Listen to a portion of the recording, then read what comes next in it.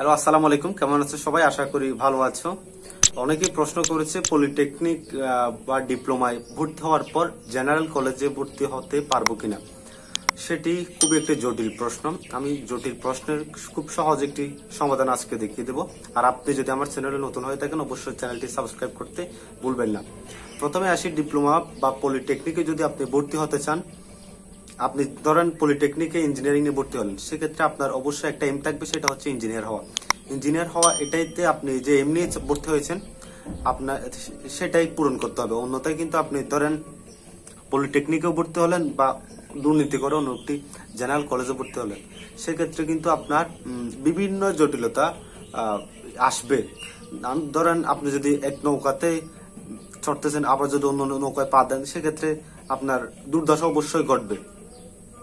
তাই আপনি যদি ধরেন ডিপ্লোমা, কৃষি ডিপ্লোমা পড়তেছেন, লাইক কৃষি ডিপ্লোমা যদি ভর্তি হওয়ার ইচ্ছা থাকে, আপনি যদি ওখানে টিকে যান, তবে আপনার মাস্ট বি এম থাকবে যে উপসহকারী কৃষি অফিসার হওয়া বা পরবর্তী নেক্সট বিএসসি করা বা বিজেড করা, যে কোনো একটা এম থাকবে। সেক্ষেত্রে আপনি যেই লাইনে যাচ্ছেন সেই লাইনটি একদম পারফেক্ট রাখার চেষ্টা করবেন। অন্যথায় আপনি ধরেন বিভিন্ন ইনস্টিটিউট আছে, তারা করাপশনের মধ্যে এই কাজগুলো করে থাকে। ধরেন আপনি যদি ডিপ্লোমার বা পলিটেকনিক যে ইনস্টিটিউটে ভর্তি হন, সেক্ষেত্রে আপনার কিন্তু অবশ্যই মূল মার্কশিট, এসএসসির মূল মার্কশিটটি কিন্তু অবশ্যই সেখানে জমা দিতে হবে।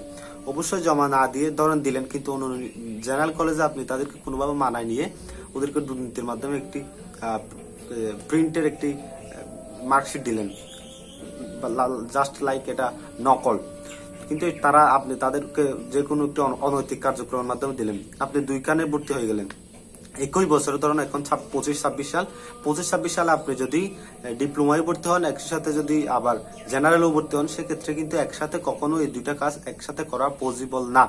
পসিবল না বলতে, আপনি ধরেন এখানে ভর্তি হলেন, অন্যখানে করাপশন করলেন, কিন্তু 2-3 মাস পরে দেখা যাবে সেটা অটো ক্যান্সেল হয়ে গেল, জেনারেলটা অটো ক্যান্সেল হয়ে যাবে। তারপর আপনাকে এখানে বলবে যে ডিপ্লোমায় বলবে যে তোমার ভর্তি বাতিলের জন্য নোটিশ দেওয়া, ভর্তি বাতিলের জন্য নোটিশ যখন দেওয়া হবে, তারা তো এখানে ভর্তি বাতিল হচ্ছে সেটা জানে না, সেক্ষেত্রে দুইটাই কিন্তু আপনার বাতিল হয়ে যাবে।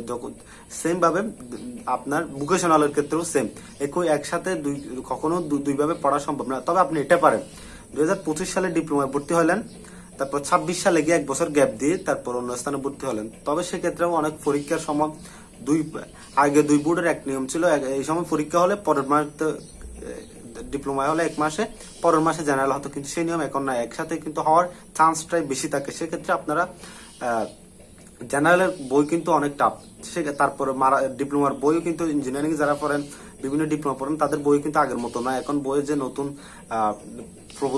প্রবিধান চেঞ্জ হয়েছে, প্রবিধান কিন্তু অনেক কঠিন। সেক্ষেত্রে পড়ার জন্য আপনার খুব বেশি ভোগান্তি পোহাতে হবে। সেই ভোগান্তি না পোহায় আমি মনে করি ডিপ্লোমা করেন বা জেনারেল শিক্ষা পড়েন। যে শিক্ষায় পড়েন, আপনি যেখানে যাবেন সেটা কিন্তু আপনি মনে দিলে সেখানে পড়বেন, যে এমনিই তো যাবেন, এম ছাড়া তো যাবেন না।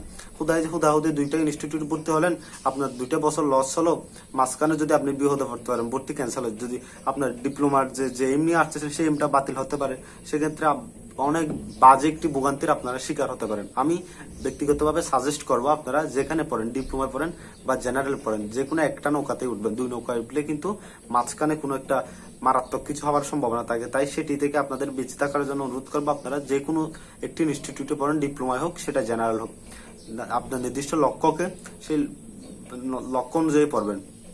আপনি 2 নৌকা যদি পা দেন, আপনার দুইটাই নষ্ট হবে, কোনো কিছুই কাজে আসবে না। তাই আমি বলবো ডিপ্লোমায় বা পলিটেকনিকে যারা পড়তে চান তারা ডিপ্লোমা পলিটেকনিক পড়ুন, আপনার নিজস্ব এম পূরণ করুন। তারপর যারা জেনারেলে পড়তে চান তারা জেনারেলে পরে ভার্সিটির জন্য পড়তে পারেন বা বিসিএস দিতে পারেন। বিভিন্ন স্থানে ট্রাই করার আপনাদের সুযোগ রয়েছে। বাংলাদেশে কিন্তু এখন বেকারত্ব দূর করার অনেকটা এখন নিয়মিত সার্কুলার হচ্ছে।